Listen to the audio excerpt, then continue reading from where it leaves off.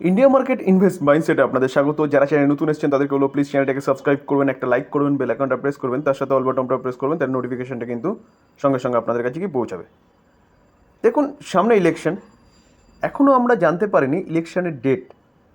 তো এই উইকে কিন্তু এক্সপেক্ট করা হচ্ছে যে আজকে কি কালকে ইলেকশনের ডেট ডিক্লেয়ার হতে পারে। তো মার্কেটে কিন্তু একটা আনসার্টেনিটি রয়েছে যে কি, যে এই ইলেকশনে কে জিতবে, যে পার্টি বর্তমানে সরকার চালাচ্ছে সেই পার্টি, না অপোজিট কোনো পার্টি জিতবে। তো সেই জায়গায় দাঁড়িয়ে মার্কেট কিন্তু এই জায়গা থেকে একটা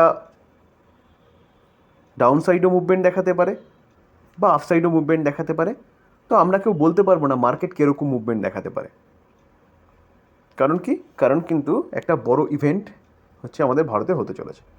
তো এই জায়গায় দাঁড়িয়ে আমাদের কিন্তু পদক্ষেপ ফেলতে হবে একদম সেফলি, বুঝে শুনে। তো এখন কিন্তু আমরা একটা স্টক নিয়ে আলোচনা করব, যেই স্টকটা কিন্তু আন্ডার ভ্যালু, লার্জ ক্যাপ ক্যাটাগরির কোম্পানি, নিফটি 50 পার্ট। তো চলুন দেখে নিই সেই কোম্পানিটাকে ইনভেস্টমেন্ট করা যায় কি না। আমরা কোম্পানির ব্যালেন্স শিটে চলে এসেছি। রিজার্ভ কত আছে? 15,485 করোড় হচ্ছে রিজার্ভ রয়েছে। কোম্পানিটা লং টার্ম বোরিং শূন্য, অর্থাৎ লং টার্ম বোরিং কিছু নেই। শর্ট টার্ম বোরিং দেখলে দেখা যাবে শর্ট টার্ম বোরিংও শূন্য, অর্থাৎ শর্ট টার্ম বোরিং কিছু নেই। আমরা যদি কোম্পানিটার ক্যাশ অ্যান্ড ক্যাশ ইকুইভ্যালেন্ট দেখি, তাহলে ক্যাশ অ্যান্ড ক্যাশ ইকুইভ্যালেন্ট দেখলে দেখা যাবে কোম্পানির কাছে যথেষ্ট ক্যাশও রয়েছে, অর্থাৎ 2,637 করোড়। অর্থাৎ কোম্পানির যে ব্যালেন্স শিট দেখলাম সেই ব্যালেন্স শিট কিন্তু 5 স্টার ব্যালেন্স শিট। তো যেই জায়গায় দাঁড়িয়ে কিন্তু কোম্পানির কোনো কর্জা নেই, রিজার্ভ যথেষ্ট রয়েছে, কোম্পানির কাছে ক্যাশও কিন্তু যথেষ্ট ভালো রয়েছে। আমরা যদি কোম্পানির রেভিনিউ দেখলে দেখা যাবে কত, 5,500 5 বছর আগে, 7,100, 7,800, 7,800টা কত এসছে, 8,100, 8,100টা 10,800। তাহলে কোম্পানির রেভিনিউ কন্টিনিউয়াসলি কিন্তু বাড়ছে, অর্থাৎ কোম্পানি কিন্তু বিজনেস ভালো করছে বলতে পারেন। আমি যদি প্রফিট দেখি তাহলে দেখলে দেখা যাবে কোম্পানি 5 বছর আগে কত, 624, সেটা 754 বেড়েছে। 2021-এ কিছুটা কমেছিল, কারণ আমরা সবাই জানি সেই সময় কোভিড ছিল, বিজনেস কম বেশি সব কটা কোম্পানির কিন্তু গণ্ডগোল হয়েছিল। তারপরে দেখলে দেখা যাবে, দেখুন হচ্ছে 2022-এ 1,110 করোড়, 1,652 করোড়। তাহলে কোম্পানি কিন্তু কন্টিনিউয়াসলি তার প্রফিট যেটা সেটা কিন্তু বাড়িয়ে গেছে। দেখুন, আমরা যদি শেয়ার হোল্ডিং প্যাটার্ন দেখি তাহলে ডিসেম্বর 2023 প্রোমোটার কত, 68.6% স্টেক হোল্ড করছে। Foreign institution investor 8.7% stake hold করছে। ডোমেস্টিক ইনস্টিটিউশন ইনভেস্টারকে দেখলে দেখা যায় 12.9% স্টেক হোল্ড করছে। পাবলিক 9.8% স্টেক হোল্ড করছে। পাবলিকের স্টেক কিন্তু কন্টিনিউয়াসলি কমছে। দেখুন, যে কোনো কোম্পানিতে পাবলিকের স্টেক কমা এবং ইনস্টিটিউশন ইনভেস্টারদের স্টেক বাড়া, এটা কিন্তু হেলদি বলা চলে। আমরা যদি দেখি তাহলে দেখলে দেখা যাবে কিন্তু প্রোমোটার, এফআইএস এবং ডিআইএ মিলিয়ে কতটা স্টেক হোল্ড করছে, তারা কিন্তু অ্যাপ্রক্সিমেট বলতে পারেন 91%-এর ওপরে স্টেক হোল্ড করছে। আমরা যদি মিউচুয়াল ফান্ড দেখলে দেখা যাবে 7%-এর ওপরে 37টা মিউচুয়াল ফান্ড রয়েছে, যেখানে ইউটিআই মিউচুয়াল ফান্ড কিন্তু 1.71% স্টেক হোল্ড করছে। আমরা যদি ফরেন পোর্টফোলিও ইনভেস্টার দেখি তাহলে দেখলে দেখা যাবে 8.38% স্টেক কিন্তু তারা হোল্ড করছে, যেখানে 418টা ফরেন পোর্টফোলিও ইনভেস্টার রয়েছে। আমরা যদি ইন্স্যুরেন্স কোম্পানি দেখলে দেখা যাবে কত, 5%-এর ওপরে 30টা ইন্স্যুরেন্স কোম্পানি এখানে রয়েছে, এবং এলআইসি একাই কিন্তু 3.71% স্টেক হোল্ড করছে। তাহলে এতটা মিউচুয়াল ফান্ড, এতটা ফরেন পোর্টফোলিও ইনভেস্টার, এতটা ইন্স্যুরেন্স কোম্পানি, এতটা স্টেক এলআইসি কেন নিয়ে রয়েছে? কারণ কোম্পানির মধ্যে কিন্তু দম আছে, কোম্পানিটার বিজনেসের দম আছে। আমি ভিডিও শুরুতেই কিন্তু প্রথমে বলেছিলাম যে কোম্পানিটা লার্জ ক্যাপ ক্যাটাগরির কোম্পানি। দেখুন, মার্কেট ক্যাপ দেখলে দেখা যাবে কোম্পানিটা কিন্তু 1,54,554 করোড় হচ্ছে কোম্পানিটার মার্কেট ক্যাপ। আমরা যদি কোম্পানিটার পি রেশিও দেখলে দেখা যাবে কত, 33.7, অর্থাৎ পি কিন্তু যথেষ্ট ভালো বা অ্যাট্রাকটিভ প্রাইসে রয়েছে বলতে পারেন। কোম্পানিটার ডিভিডেন্ডও দেয়, কোম্পানিটার ডিভিডেন্ড কত, 1.16%। রিটার্ন অন ক্যাপিটাল এমপ্লয় দেখলে দেখা যাবে 37.7 রয়েছে। রিটার্ন অন ইকুইটি দেখলে দেখা যাবে 28.6 রয়েছে। তো রিটার্ন অন ইকুইটি এবং রিটার্ন অন ক্যাপিটাল এমপ্লয় দুটোই কিন্তু একদম ঠিকঠাক রয়েছে। ফেস ভ্যালু কত আছে? ফেস ভ্যালু 1 আছে। আমরা যেই কোম্পানি নিয়ে আলোচনা করছি সেই কোম্পানিটা কিন্তু আইটি সেক্টরের কোম্পানি। এই যে কোম্পানিটা আইটি সেক্টরের নাম্বার 1 কোম্পানি কি আছে, টিসিএস, যেটার মার্কেট ক্যাপ কত, 15 লাখ করোড়।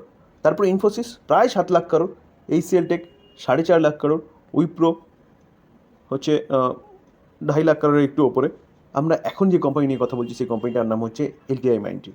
কোম্পানিটা কিন্তু 1,54,000 হচ্ছে কোম্পানিটার মার্কেট ক্যাপ, অর্থাৎ কোম্পানিটা কিন্তু আইটি সেক্টরের 5th লার্জেস্ট কোম্পানি ইন্ডিয়ার মধ্যে।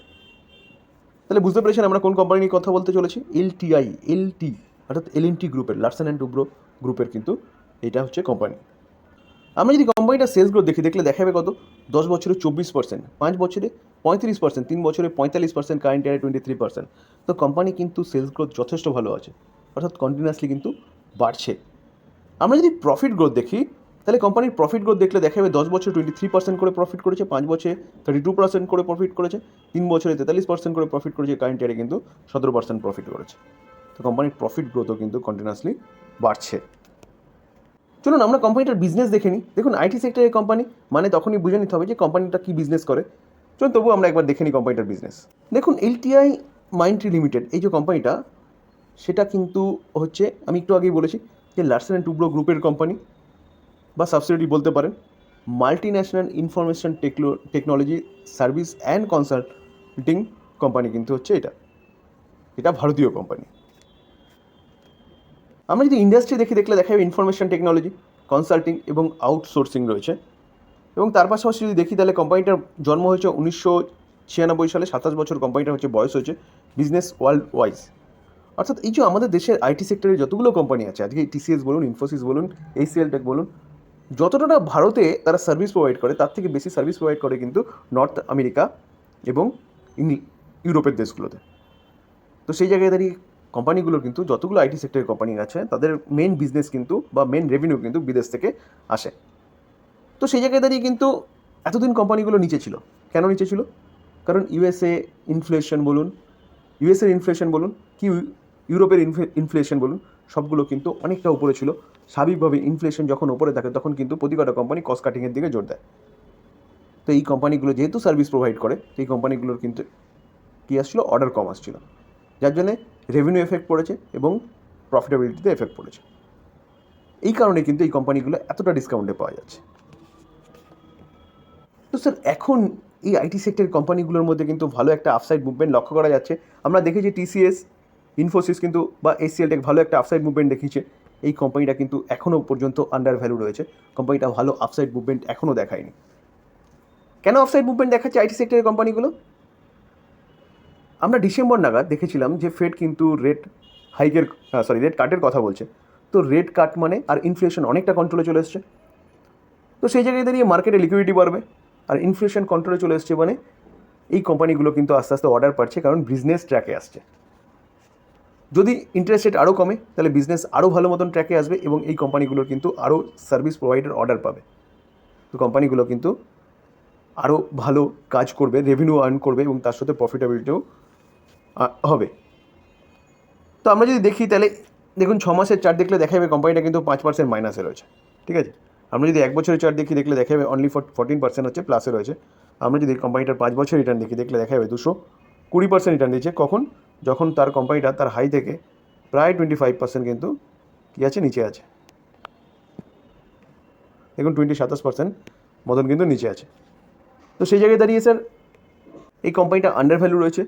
Business well and good, technology service provide করে, যেটা টিসিএস বলুন, ইনফোসিস সবাই করে, এবং মেন বিজনেস কিন্তু ইউরোপ আমেরিকা, যেখানে কিন্তু ওখান থেকে একটা পজিটিভ নিউজ পাওয়া যাচ্ছে যে ইনফ্লেশন কন্ট্রোলে চলে আসছে।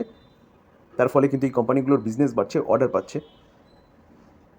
তো এই কোম্পানিটা কিন্তু নিয়ে চিন্তাভাবনা করতে পারেন এখন সেফলি ইনভেস্টমেন্টের জন্য, কারণ মার্কেটে কিন্তু একটা আনসার্টেনিটি রয়েছে। স্যার, এরকম ব্যাপার নয় যে আমি লোকসভা ইলেকশন আছে বলে তাই জন্য বলছি। দেখুন, কোম্পানিটা হচ্ছে সেফলি কোম্পানি, এলএনটি গ্রুপের কোম্পানি এবং ইনফরমেশন টেকনোলজির কোম্পানি। তো এই জায়গায় দাঁড়িয়ে এই কোম্পানিগুলোর ভবিষ্যৎ কিন্তু অনেক দূর পর্যন্ত রয়েছে। সেফলি ইনভেস্টমেন্ট এবং লং টাইমে ভালো ক্যাপিটাল গেন বানানোর জন্য এই কোম্পানিটা কিন্তু বেস্ট কোম্পানি বলা যেতে পারে। দেখুন, কোনো বাই রেকমেন্ডেশন নেবেন না, কারণ আমি সেবি রেজিস্টার্ড পার্সন নই। তো সেই জায়গায় আমি স্টাডি পারপাস আপনাদের সাথে আলোচনা করলাম, এই আলোচনাকে স্টাডি হিসেবেই নেবেন।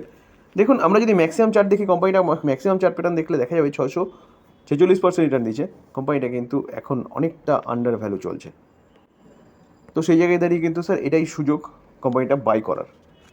তো এই ছিল আলোচনা। যদি আলোচনাটা ভালো লাগে, যারা চ্যানেল নতুন এসেছেন তাদেরকে বলো প্লিজ চ্যানেলটাকে সাবস্ক্রাইব করবেন, একটা লাইক করবেন, বেল আইকনটা প্রেস করবেন, তার সাথে অল বাটনটা প্রেস করবেন, তাই নোটিফিকেশনটা কিন্তু সঙ্গে সঙ্গে আপনাদের কাছে গিয়ে পৌঁছাবে।